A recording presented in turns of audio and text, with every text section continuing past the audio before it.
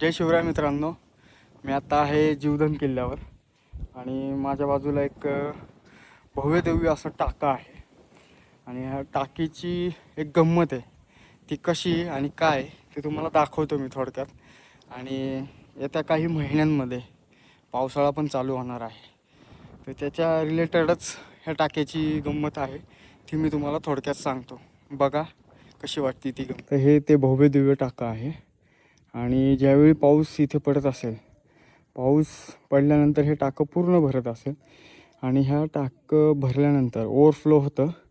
ते ओव्हरफ्लोचं पाणी त्याचं रूपांतर हे होतं धबधब्यामध्ये. ओव्हरफ्लो झाल्यानंतर ते पाणी इथून जातं, बघा हे पांढरं पांढरं दिसत असेल, आणि त्याचा धबधबा तयार होतो. आणि खाली इथे मुख्य दरवाजा आहे, त्या दरवाजात जाऊन ते पाणी रोपच्या मदतीने आपण जे काय आहे ते खाली जातं.